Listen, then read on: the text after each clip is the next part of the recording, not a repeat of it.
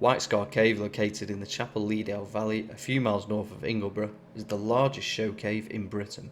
First discovered in 1923 by two amateur geologists, Long and J.H. Churchill, who were searching for potential cave systems underneath the Yorkshire Dales.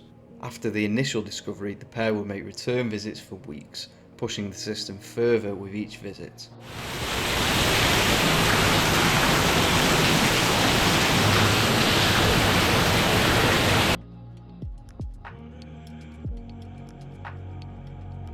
The pair would come to discover the Great Waterfall, and it was after this discovery was made that they would name the system Whitescar Cave. This would also be their last visit. Only 1 year later, Chris would sadly go on to take his own life after a long struggling battle with depression. A tribute to Chris has been left within the cave in the form of a life-size replica, along with 3 candles that Chris would have been carrying at the time of discovery.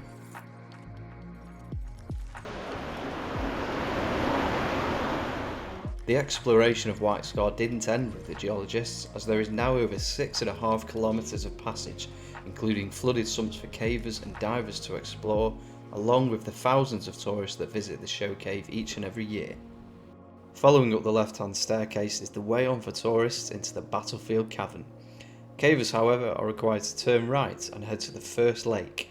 This will mark the start of a very wet adventure ahead. The team were prepared for a wet trip with neoprene wetsuits and dry bags. Buoyancy aids can be used, but this, along with trying to film, would prove to be challenging. A mixture of wall traversing, swimming and unexpected drops into deep voids was some of the challenges faced with, and this was just the start. Is this where we need flotation device? Yeah.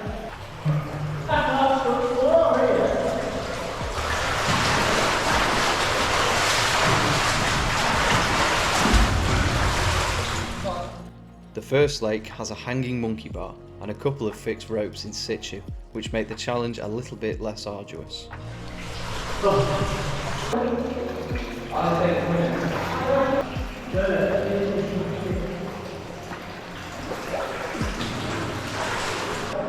Yeah.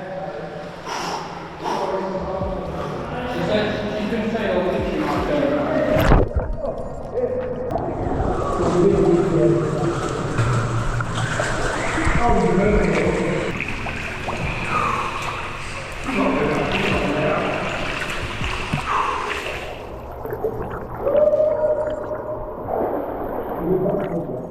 The water flow here is quite low, but being a flood-prone cave system, this can change quickly.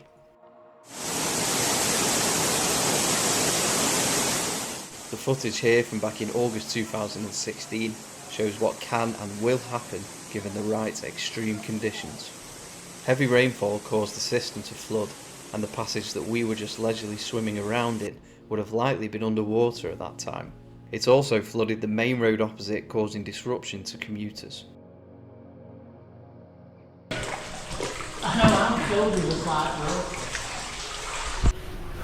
This next challenge was known as Big Bertha, a maze of choke holes that intertwine with the water below. Bertha's first choke was merciful and quickly passed by the team by adopting the reverse Superman approach.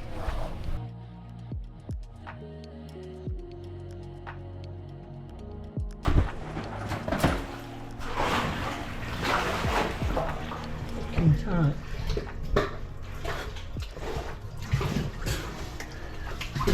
Might be easy with all of it off. It might not be.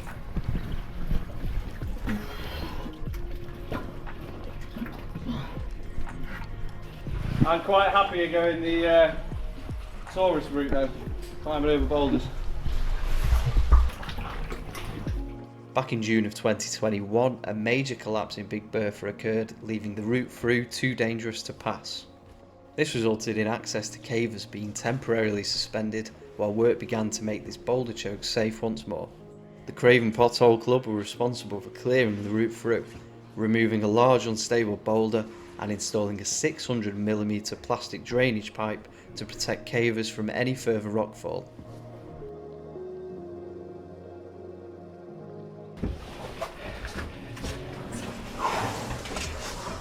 Can I pass you a bag? There, you got it. This way. Right, we'll go through there. The helmet first, yeah? Look at the ceiling, you're going to get wet. Yeah, once I get through, pass me your bag through that gap and I'll grab it off you, yeah? Yeah. Right, I'm going. The next challenge was a low water-filled duct underneath a huge boulder. This was quite tight and would prove even harder on the way out. Do you make it without putting your head in water? Did you not get your head in water? No. Oh, her nose got wet. Hey? You just said it's worse than it looks. No, I mean, I said the wrong thing. I said it looks worse than it is.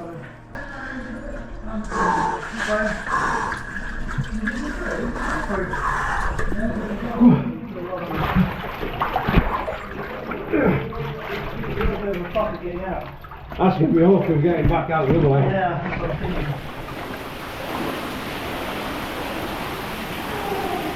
The next part of the system was mainly walking through water-carved passages with various deep lakes along the way, which would make for enjoyable sporting caving.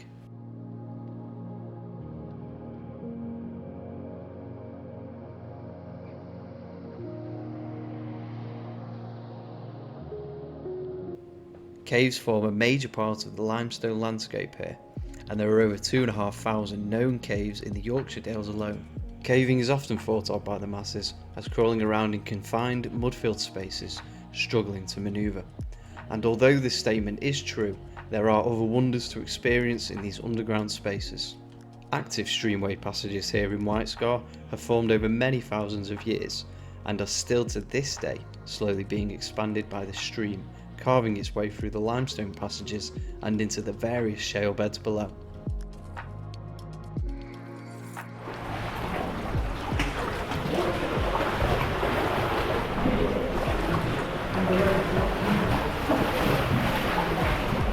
How deep is it here?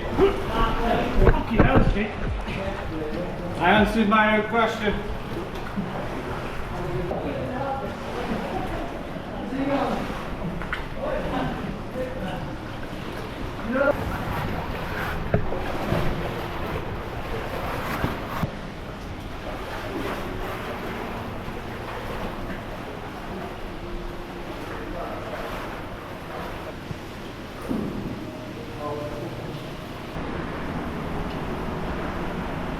I can't walk it.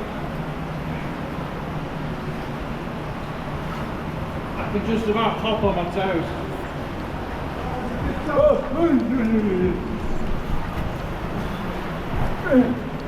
Oh God! Oh, it's got down my chest.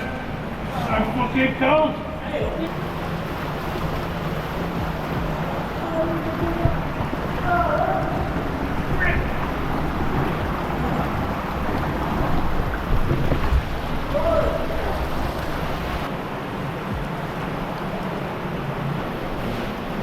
Passing through this phreatic tube marks the start of the sump series. The forecast for the day was good, and water levels allowed us to continue further than we originally anticipated. It's good here. Right, let's dive in. Well, let's dive. It's so Come through, is that?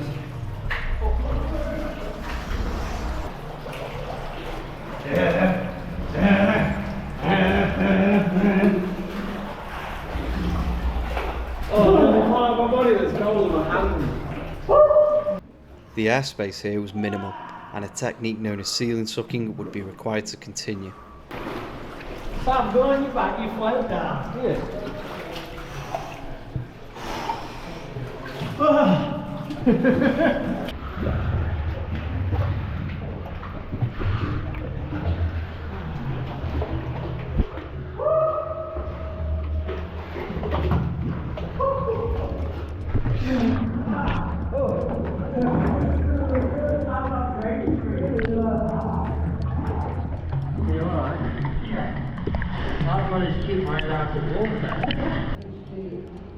After passing through some low-level sumps, we arrived at an even lower section, requiring the team to submerge half their face in the water, while simultaneously fighting for the little airspace available within the crevices of the ceiling.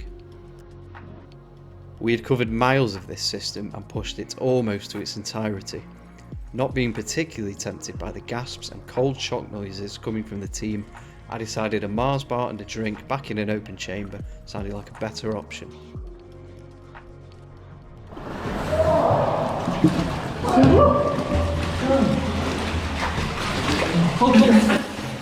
The team shortly followed, reporting back that the sumps were in fact truly sumped not far on. We had covered more than initially expected, but there was still another challenging section known as the Sleepwalker series.